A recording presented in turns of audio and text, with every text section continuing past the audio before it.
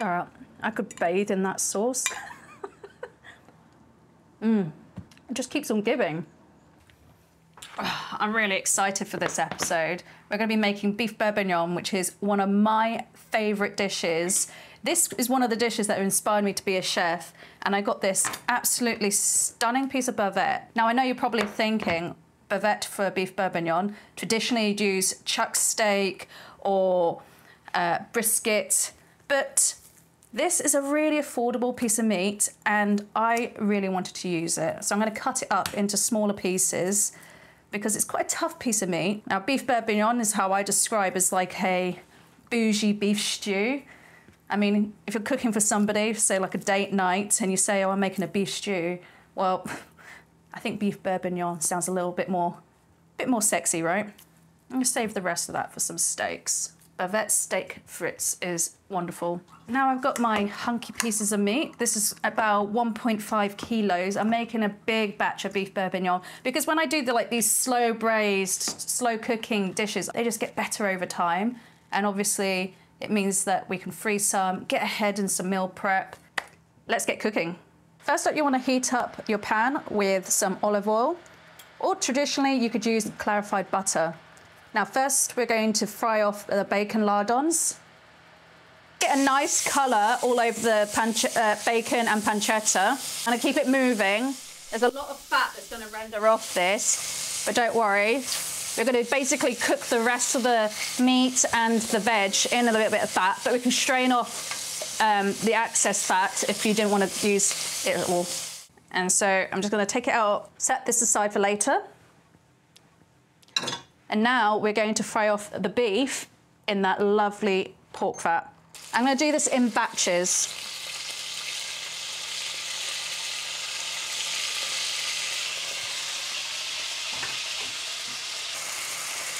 You want to get a nice even colour all over the meat to get it you want to get a nice brown colour all over the meat.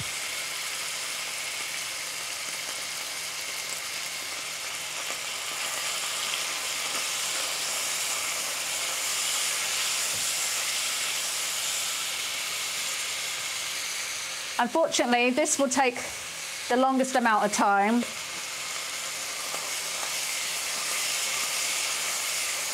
It was getting a little bit dry in the pan, so I just add in a little bit of that reserved fat.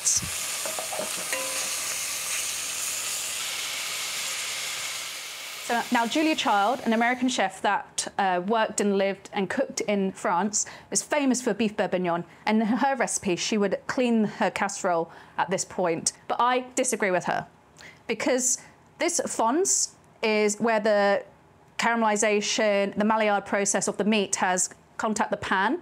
That is flavour. Unless it's black and burnt, then of course wash your pan out because that's going to then transfer to the rest of the dish. But this brown, dark brown flavour is going to be glorious when you're sautéing the next part, which is cooking the vegetables. First up, there's onions and garlic are going in, along with the carrots. What will happen is a little bit of liquid moisture will come out of the onions as you sauté them, and that's going to help pick up all that fond and all that flavour that we just talked about. So keep it on a moderate heat and constantly stir it. So you can see there, it's been sautéing for a couple of minutes and it's completely deglazed the bottom of the pan there. I've not let it burn or let any of the vegetables or the carrots, onions get too dark. So it's ready for the meat to go in now. And give this a good stir. Now, crucial step is adding in your herbs and seasoning. So we're going to season it really well with some pepper.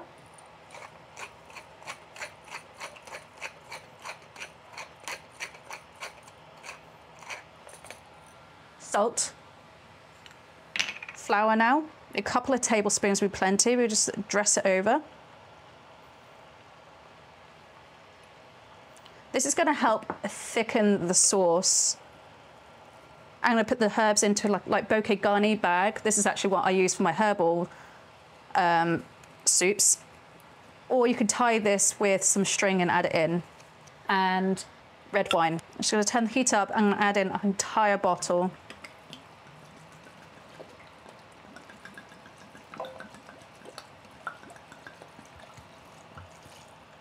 Next will be the beef stock, and I'm just gonna add in enough to completely cover everything. Perfect. You kind of want enough liquid so that everything is submerged. Give a little poke around. Now, 2 generous tablespoons of tomato paste. Give that a little stir in. That's going to give it a nice umami tomato hit. And next up, we're going to add in our bone broth or beef bouillon. Make sure that is well mixed in. I'm going to bring that to a gentle simmer. Now, it might not look that attractive or that delicious right now, but trust me, it's not about what it looks like, it's about how it tastes. And this is a dish worth waiting for. Now, if you're really stuck on time, you could put all of this into a pressure cooker. That will definitely speed up the cooking rate. Or if you need to head out, you could put it into a slow cooker or maybe something like an Instant Pot. I'm going to show you how to cook this the traditional way in the oven. I preheated my oven at 160 degrees.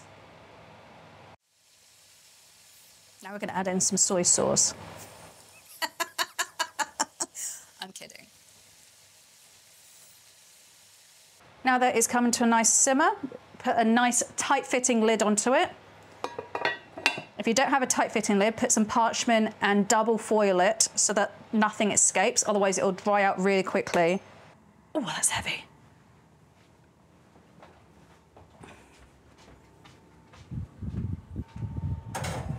Right, in it goes. In it goes for 2 to 3 hours. I'm going to check it after 2. Now it's time to do some washing and have a cup of tea. See you in a bit. So the beef bourguignon's been in the oven for about 2 hours, 2.5 hours now. And I checked on it, it's smelling gorgeous. The whole house smells like autumn or like a French bistro right now. So it's time to finish some of the garnish. I've got my pearl onions. Now, if you're using fresh pearl onions, make sure they're peeled.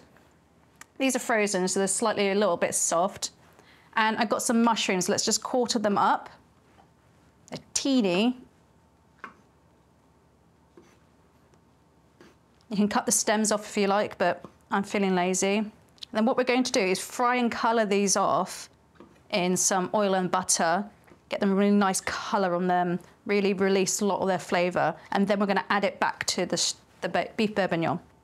You can add all these in at the same time when you put everything in. Say if you had a slow cooker and you were in a rush, or you didn't have time to colour these. But again, all these little things contribute to making a really excellent beef bourguignon. So I'm using small like chestnut mushrooms. You can use white mushrooms or any mushroom really like you get hold of. And I'm just going to cut them so they're like really even size so that they will colour roughly around the same. All right, I'm going to heat up some oil. I just used the last of my olive oil, so I'm going to use some avocado oil here. I'm going to get that really nice and warm. And then we're going to fry our mushrooms. I'm going to do this in batches because you don't ever want to overcrowd a pan when you're browning mushrooms. I think they'll all fit in here though, because what will happen is the moisture from the mushrooms will just release and then you'll end up just sort of steaming away, whereas we want a really nice colour on these mushrooms. They are a bit like a sponge, so they're going to soak up a lot of oil. Alternatively, you could use clarified butter or ghee to fry this part off in. It'll also be delicious, but the aim is that we're going to get really nice colour and then finish it off with some foaming butter. So you see how my mushrooms, they're not overcrowded, they've got enough room that they're not sat on top of each other, and they get a real nice colour. You're looking for that golden rich colour all over the mushrooms. Don't be tempted to add in the salt right now, because salt will draw out more of the liquid and water from the mushroom, the juices, whereas what we're aiming for is getting a really good colour, that heat and contact with the pan and the oil to get that really nice Maillard effect on the mushroom. You ever think you've been making so much effort in just browning mushrooms for a dish that's going to go into a casserole? But it's worth it. It's worth it. I promise you it's going to be worth it. Right, now I'm going to add in my pearl onions. Now I'm going to get the beef bourguignon out of the oven. Look how soft that is. That's just like, barely need to give any sort of squash that meat down and it's just falling apart. This smells so good. It's gonna make a fantastic dinner. Worth the effort. Now, in goes our mushrooms and onions.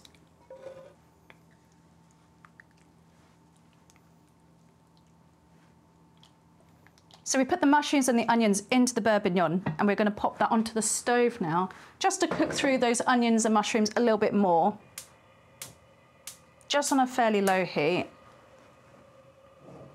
And that will give us enough time to prepare the garnish, which will be some finely chopped parsley.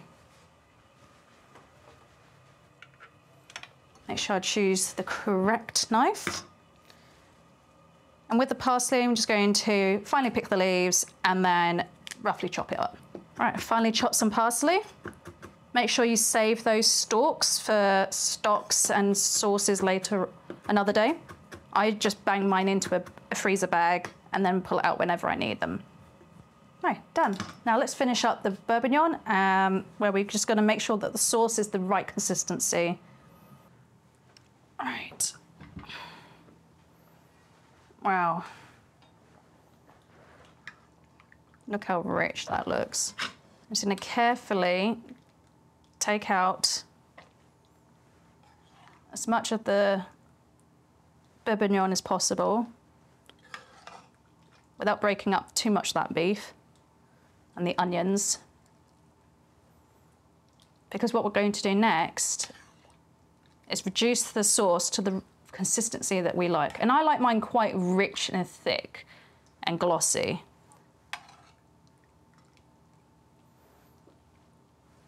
So there's different ways you could do this. You could add a roux, so flour, butter, whisked in, or you could just reduce it until your desired consistency. Or you don't have to do anything at all and eat straight from the pan like this.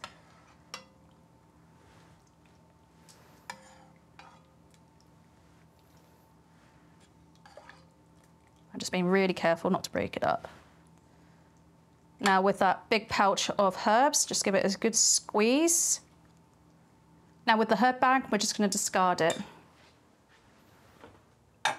Now I'm scooping this all out into a pan that's got a colander in because I want to get as much of that sauce out as possible. But don't do what one of my chefs did and basically forgot to put the pan underneath the colander and we lost all that sauce underneath.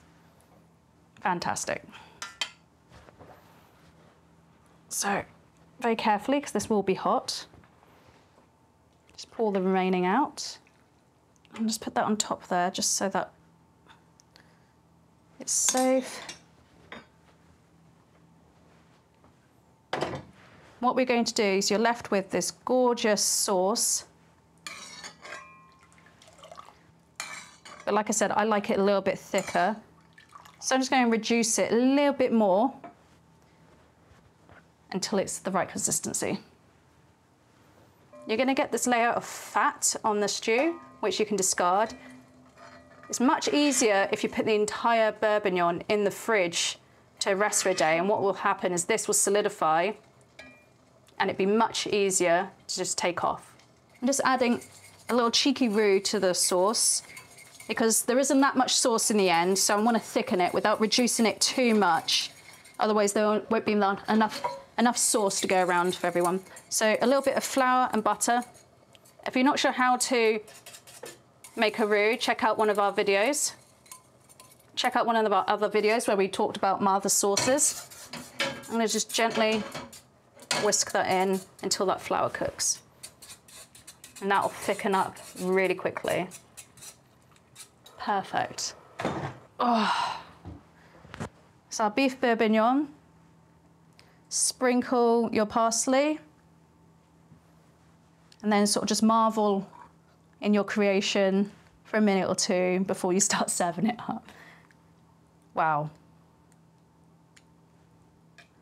If I could be mistaken that we're in the middle of France right now. Like, this smells so good. That sauce is lovely and rich. I'm going to show you now how I'm going to plate this up like a Michelin chef. To plate up, I'm going to use like a little plate bowl like this.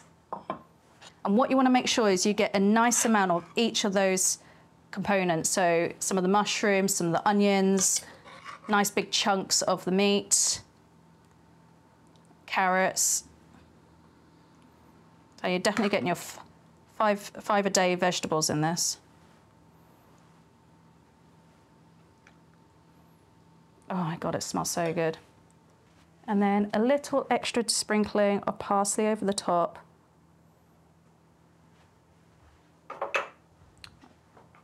And then we've got it. A beef bourguignon I think Julia Child would be proud of. This is my favorite part, the tasting.